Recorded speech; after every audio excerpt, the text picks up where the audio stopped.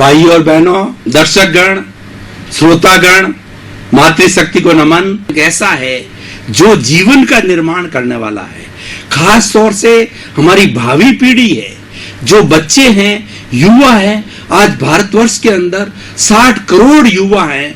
उन सब युवाओं को दिशा की आवश्यकता है कि कुछ ऐसे टिप्स, कुछ ऐसी बातें जो कि हमारी भारतीय संस्कृति से ली जाए और प्रेषित की जाए इन युवाओं को, इन बच्चों को, ताकि जो आने वाला उनका जीवन है वह एक अच्छा जीवन बने, वो एक अच्छा इंसान बने। और उसके साथ साथ में जब वो स्वयं अच्छा इंसान बनेगा तो उसकी निष्पत्ति ये होगी कि एक अच्छे समाज का निर्माण होगा। पुनरुत्थान कार्यक्रम का उद्देश्य है एक अच्छे समाज का निर्माण करना। तो बंधुओं, अच्छे समाज के निर्माण के लिए आज हम एक बहुत महत्वपूर्ण, अति महत्वपूर्ण विषय सेवा का महत्व पर प्रकाश डाल रहे हैं। बंधुओं, हमारी भारतीय संस्कृति के सभी ग्रंथों को उठा लें, सारे धर्मों की सभी पुस्तकों को उठा लें, तो उसके अंदर सबसे बड़ा, सबसे अच्छा शब्द मिलेगा, वह एक सेवा। सेवा एक अमृत है, सेवा एक संजीवनी है, सेवा एक ऐसा विषय है जो दुश्मन को मित्र बना सकता है और रूठे हुए को मना सकता है। और वो कितना ही विरोधी हो, वो विरोधी को भी अपनी तरफ झुका सकता है। बंधुओं, अगर सेवा के इस महत्व को आज हमारा परिवार के लोग, आज हमारे देश के लोग, आज विश्व के लोग, समस्त 200 देशों लोग अगर सेवा के महत्व को समझें तो आज पूरे विश्व के अंदर न कोई आतंकवाद होगा, न कोई भ्रष्टाचार होगा, और न किसी तरह की अनैतिकता होगी, न कोई असंवेदनशीलता होगी। सभी प्राणी, सभी हम व्यक्ति एक दूसरे की सेवा करेंगे, एक दूसरे के शांतिपूर्ण सह अस्तित्व को समझेंगे और प्रेम से रहने का जो कहेंगे। मैं एक उदाहरण के द्वारा भाई और बहनों आपको बड़ा सटीक उदाहरण देता हूं कि सेवा का क्या महत्व है और किस तरीके से इस धरा पर, इस पृथ्वी पर जितने भी हम 7 अरब की जनसंख्या के लोग हैं, किस तरीके से जीना चाहिए, उसका एक बड़ा मेडिकल साइंस का आपको उदाहरण देना चाहता हूं बंधुओं कि where there is a cell there is a life. Genetic engineering ये मानती है कि जहां पर शेल है, जहां पर कोशिका है, वही जीवन है।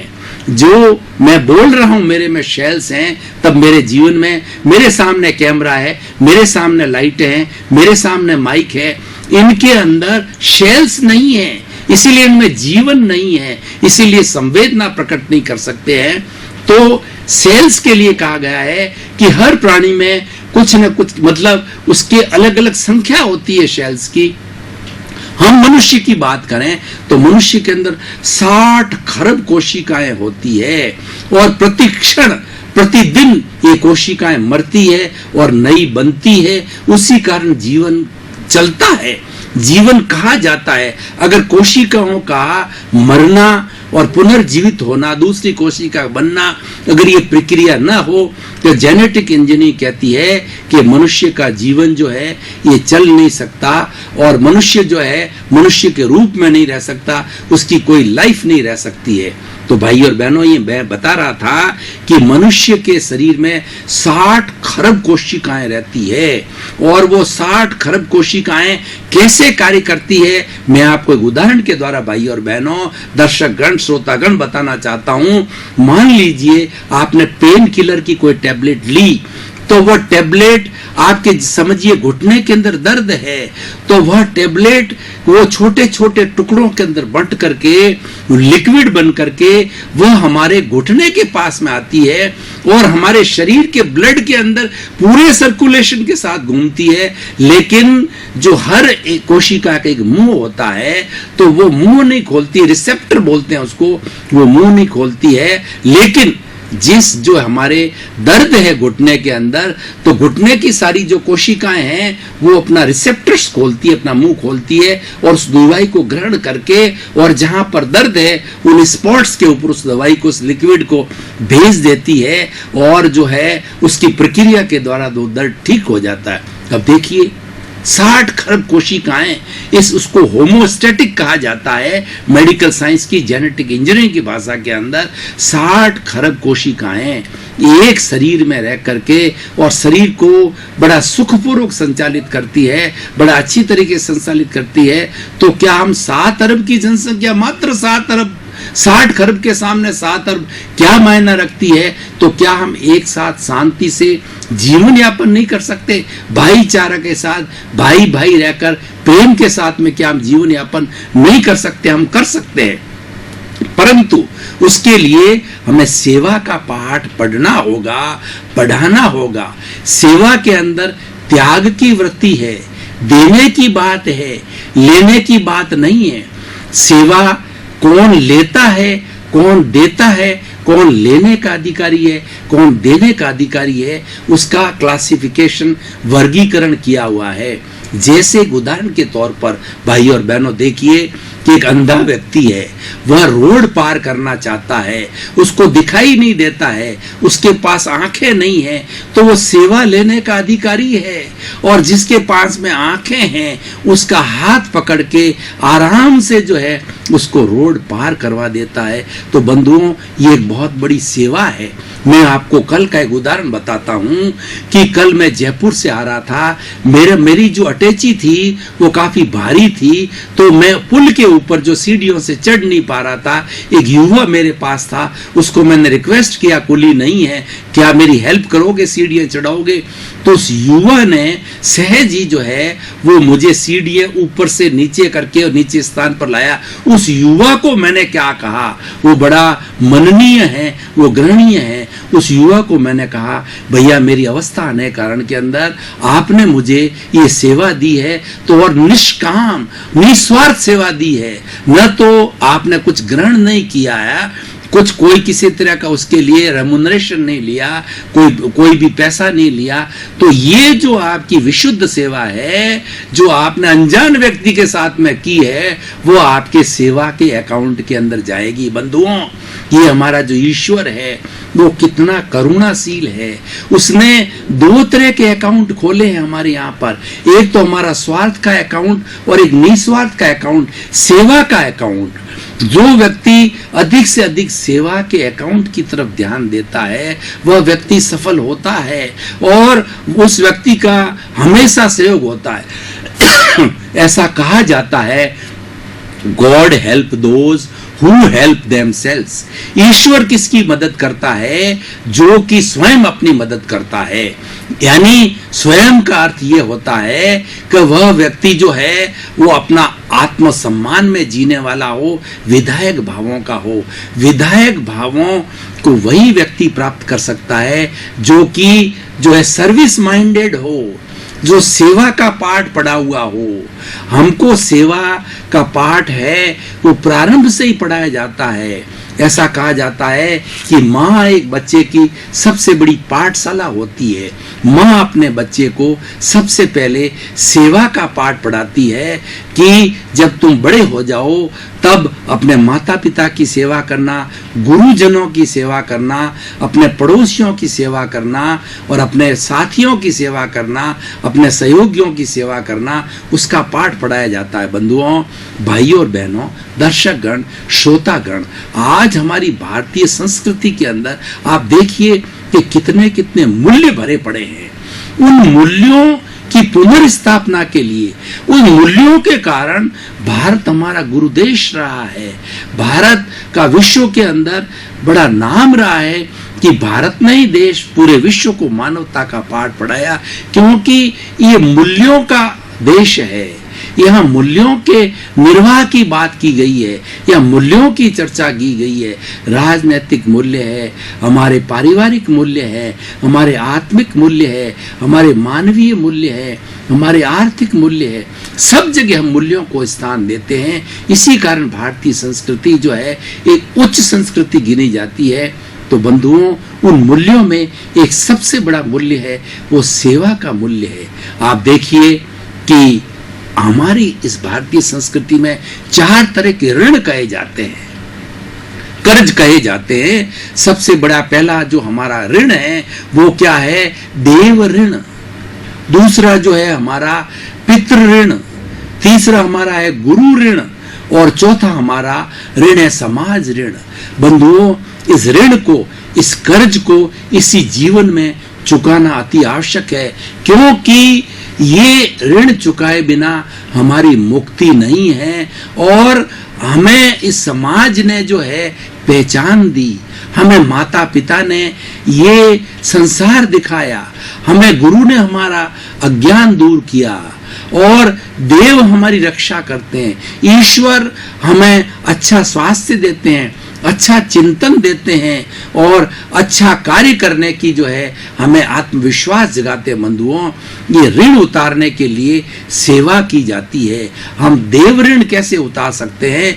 वो सेवा के द्वारा, ईश्वर की भक्ति करके, ईश्वर के नाम का स्मरण करके, ईश्वर के नाम का जप करके, और ईश्वर के द्वारा दिखाया गया जो रास्ता है कि किसी प्राणी को किंचित मात्र भी दुख न दिया जाए, ये सबसे बड़ा जो हमारा ईश्वर हमें पाठ पढ़ाता है, उसको शिरोधार्य करके हम देव ऋण उतार सकते हैं। ये हमारे देव के प्रति, ईश्वर के प्रति सबसे बड़ी सेवा है। हम मंदिर जाते हैं तो इससे हमारा देव ऋण उतरता है, हम माला फेरते हैं, देव ऋण उतरता है। अब दूसरा गुरु ऋण की बात की जाती। गुरु का अर्थ होता है अंधकार, रू मन दूर करने वाला। गुरु वह व्यक्ति है, गुरु वह आत्मा है, गुरु वह साथी है, गुरु वह प्रतीक है जो कि अंधकार को मिटाता है, अज्ञान रूपी अंधकार। बंधुओं, इस दुनिया के अंदर सबसे बड़ा दुख का कारण है अज्ञान है। व्यक्ति इस संसार में इस 84 लाख जीवा योनि में क्यों भटकता है? वो अज्ञान के कारण भटकता है। जब सद्गुरु का साथ मिलता है और उसको आत्म साक्षात्कार होता है, उसको ब्रह्म ज्ञान मिलता है, उसको केवल ज्ञान मिलता है, तो उसके जीवन की दिशा बदल जाती है, और ब्रह्म ज्ञान और केवल ज्ञान की गुरु के माध्यम से प्राप्त होने के बाद के अंदर वो स्वयं ईश्वर बन जाता है। इसीलिए कहा जाता है कि हर मनुष्य में ईश्वर बनने की संभावना है, पोटेंशियलिटी है, योग्यता है। वह योग्यता हम सेवा करके हासिल कर सकते हैं। और हमारा पितृ ऋण, ऐसा कहा जाता है कि जो हमारा सृष्टि, आज हमारा जो संसार है, उस संसार के जो है हमारे तीर्थ है, वो माता पिता कहे जाते हैं। उसमें सेवा का सबसे बड़ा उदाहरण जो है श्रवण कुमार का आता है। श्रवण कुमार के माता पिता अंधे थे, तो कावड़ में बिठा करके, दोनों कंधों पे कावड़ में रख करके माता पिता को जो है वो तीर्थ यात्रा कराने के लिए ले गया। और बीच के अंदर वर्णन आता है कि राजा जो है वो अपने राम के पिता जो दशरथ है, वह जो है वो आखेट करने आए थे। तो राजा लोग आखेट किया करते हैं, राजा लोग जो घूमने जाया करते हैं, तो आखेट के अंदर उन्होंने देखा कि कहीं पर जो है आवाज आ रही है तालाब के किनारे। वो आवाज क्या थी कि श्रवण कुमार जो है अपने माता पिता को जो ठंडा जल पिलाने के लिए प्यास लग गई थी, पिलाने के लिए वो अपनी गगरी भर रहा था। वह अपने जो है उसको बर्तन को भर रहा था। उस आवाज के कारण किसी जानवर की, किसी हिरण की आवाज को समझ करके और उन्होंने तीर चलाया, और दशरथ का वह तीर जाकर के जो है श्रवण कुमार को लगा। तो काफी देर से जब श्रवण कुमार के माता पिता जो पानी के लिए व्याकुल हो रहे, तो चिल्लाने लगे तो कि तुम आ क्यों नहीं रहे हो। ये आवाज जो दशरथ के कानों तक गई, और दशरथ उनके पास आया और दशरथ ने पानी पिलाने की कोशिश की। तो जब वो पानी का स्पर्श हुआ उनके हाथों से, तो माता पिता कहने के लगे तुम श्रवण कुमार नहीं हो, तुम कौन हो। वो मौन रहा, पानी नहीं पिया। फिर आखिर जो है वो दशरथ ने पश्चाताप किया, प्रायश्चित किया कि मेरे से गलती हो गई, और इस तरीके से मेरा बाण श्रवण कुमार को लग गया। तो भाई और बहनों, दर्शकगण, श्रोतागण है, उनके माता पिता ने श्राप दिया कि जिस तरीके से हम माता पिता है वो अपने श्रवण कुमार पुत्र के वियोग के अंदर जो अपना जीवन हम त्याग रहे हैं, एक सा समय आएगा कि तुम्हारी मृत्यु भी पुत्र वियोग में होगी। ये प्रसंग आ गया। लेकिन मैं बात कर रहा था सेवा की। ये श्रवण कुमार की सेवा है, अनूठी सेवा है, अनुकरणीय है। ये उदाहरण देने हैं, माता पिता की सेवा करके हम पितृ ऋण उतार सकते हैं। और एक समाज का ऋण होता है बंधुओं। समाज का ऋण उतारने के लिए 3 तरह की सेवा बताई गई है: तन की सेवा, मन की सेवा और धन की सेवा। ये हमारी भारतीय संस्कृति के अंदर, समाज के अंदर बहुत ही ज्यादा प्रचलित है। समाज सेवा के लिए जो है प्रेरित किया जाता है साधु सन्यासियों के द्वारा। हमारी शिक्षा प्रणाली के अंदर भी ये कहा जाता है, एक समय आना चाहिए कि व्यक्ति जो है वह अपने घर गृहस्थी का पालन पोषण करने के पास में तीसरा एक वानप्रस्थ जीवन होता है। मुझे गुरु कृपा से 98 के बाद में लगभग 20 साल से वानप्रस्थ जीवन है और मैं इस जीवन को बड़े एंजॉय के साथ में, बड़े आनंद के साथ जी रहा हूँ। 24 घंटे जगत कल्याण आपके सामने जो प्रवचन दे रहा हूँ, ये जो मैं विवेचन कर रहा हूँ, ये जगत कल्याण के लिए 24 घंटे मैं ये सोचता हूँ कि मेरा तन, मेरा मन, मेरा धन 20 साल से वो समाज को समर्पित है। और किस तरीके से 24 घंटे में अधिक से अधिक समाज की सेवा करके अपने भाइयों को, मेरा ज्ञान का फील्ड है, अच्छा ज्ञान बांट करके, अच्छे अच्छे शिक्षार्थी तैयार करके, अच्छे अच्छे सेमिनार करके, अच्छी कॉन्फ्रेंस करके, अच्छे प्रवचन दे। अभी थोड़े दिन पहले 15 दिन हमने जैन धर्म का पूरा पर्युषण पर्व के अंदर तीनों समय, सुबह शाम रात्रि को 2-2 घंटे का प्रवचन दे करके पूरे समाज को ये बताया कि मनुष्य का जीवन नैतिक होना चाहिए, मनुष्य का जीवन अच्छा होना चाहिए। हमारा परिवार है, हम उस परिवार का भरण पोषण करना ये हमारा उत्तरदायित्व है, वो हमें करना चाहिए। उसके लिए हमें अर्जन करना चाहिए, लेकिन अर्जन के साथ में विसर्जन होना चाहिए बंधुओं। जहाँ अर्जन के साथ विसर्जन होता है वहाँ संतुलन होता है। जहाँ इस पृथ्वी के अंदर जो सारी सृष्टि टिकी हुई क्यों है कि यहाँ संतुलन है, यहाँ सेंटर ऑफ ग्रेविटी है। हम आपने कभी देखा होगा कि हम चल रहे होते हैं तो हमारी सेंटर ऑफ ग्रेविटी अगर स्थिर है तो हम आराम से चलते रहेंगे, लेकिन सीजी सेंटर ऑफ ग्रेविटी जो डिस्टर्ब होगी तो हम लड़खड़ा कर गिर सकते हैं। ये भूकंप सेंटर ऑफ ग्रेविटी डिस्टर्ब होने से आते हैं, ये tsunami centre of gravity disturb होने के लिए आते हैं। और इसीलिए अगर संतुलन है सृष्टि के अंदर तो सृष्टि आराम से सभी को सुख देती है, उसका आराम से भरण पोषण करती है। तो सेवा का महत्व क्या है कि सेवा हमें जीवन में संतुलन सिखाती है कि आप अर्जन करो, धन कमाओ, लेकिन उसके साथ साथ में कुछ उसका हिस्सा अपने भाइयों के लिए सहयोग का करो।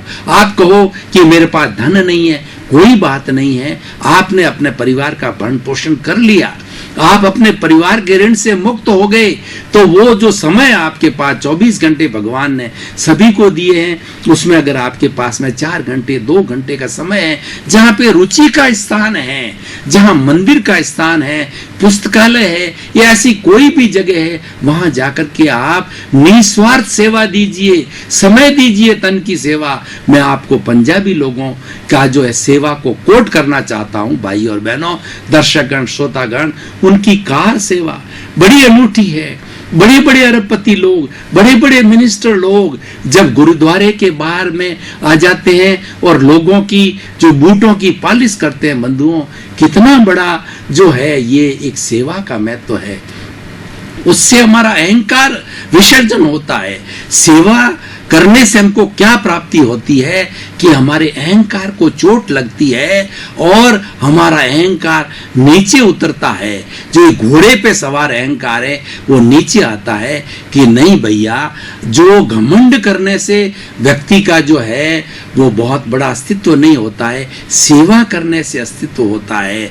आज हम देखते हैं कि हमारे ऐसे ऐसे लोग इस दुनिया के अंदर है कि वो देखिए हॉस्पिटल के अंदर देखिए, जब कभी भी विपदा आ जाती है, जब किसी भी ट्रेन का एक्सीडेंट हो जाता है, बाढ़ की स्थिति पैदा हो जाती है, तो हमारे आरएसएस के लोग, हमारे एनजीओ के लोग, हमारे सेवा भावी लोग बिना अपने जीवन के जो प्राणों की रक्षा किए हुए उनके जीवन को बचाने के लिए जाते हैं। बंधुओं, ये देने का कार्य है। सेवा जो है देना सिखाता है, वो लेना कम सिखाता है, देना। तो इसलिए बंधुओं, सबसे अच्छा व्यक्ति इस समाज का कौन सा व्यक्ति होता है जो समाज से लेता कम है और देता जाता है? वो सर्वश्रेष्ठ व्यक्ति कहलाता है, वो परमात्मा कहलाता है।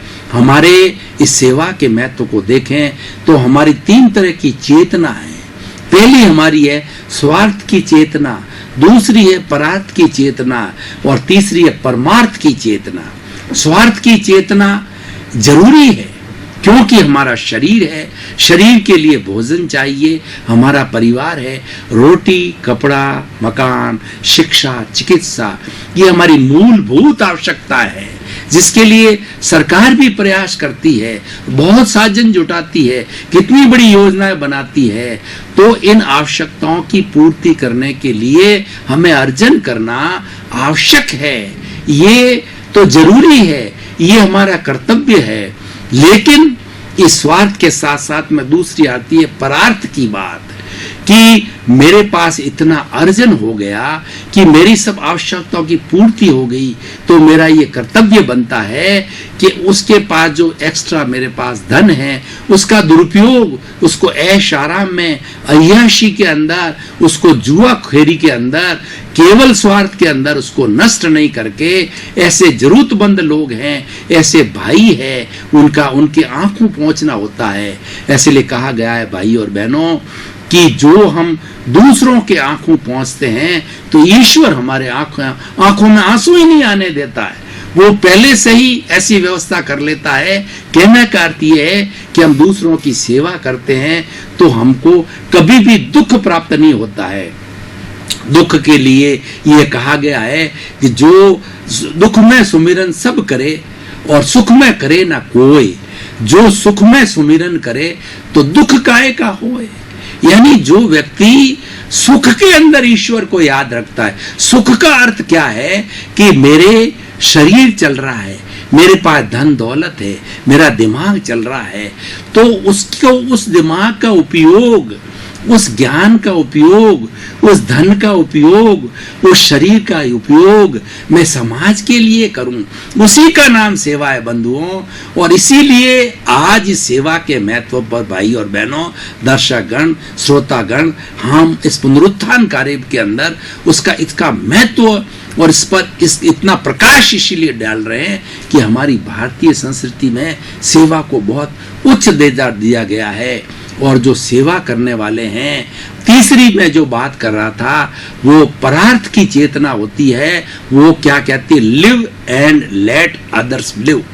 मैं भी जीऊं और इस सृष्टि के अंदर सारे लोग जिए, मनुष्य जिए, प्राणी जिए, सभी जीना चाहते हैं, कोई मरना नहीं चाहता, सभी सुख चाहते हैं, कोई दुख नहीं चाहता है। तो हमको किसी को दुख देने का क्या अधिकार है? वह हमें दुख नहीं देना चाहिए। और हमारी युग निर्माण योजना में ये कहा गया है, संसार की सबसे बड़ी सेवा अपना सुधार करना संसार की सबसे बड़ी सेवा है। भाई और बहनों, दर्शकगण, श्रोतागण, आप सभी का बहुत बहुत धन्यवाद, आपके प्रति कृतज्ञता, आपको साधुवाद। आप रोज समय पर आते हैं और पुनरुत्थान कार्यक्रम के जो नए नए विषय रोज जो है हमको चैनल 24 न्यूज प्लस जो है हमारी भारतीय संस्कृति के विषय देता है, उसका प्रतिपादन हम मिलके करते हैं, आपस में इंटरेक्शन करते हैं, उससे नवनीत निकलता है और वो नवनीत जो है हमारे जीवन की धारा को बदलता है, जीवन की दिशा को बदलता है और जीवन की उपयोगिता करता है। बंधुओं, आपका बहुत बहुत धन्यवाद। आपका कल्याण हो, जगत का कल्याण हो, जगत के सभी जीव सुख से रहें, आनंद से रहें, किसी को कष्ट नहीं हो। इसी मंगल भावना के साथ में शुभकामना के साथ ओम हरम।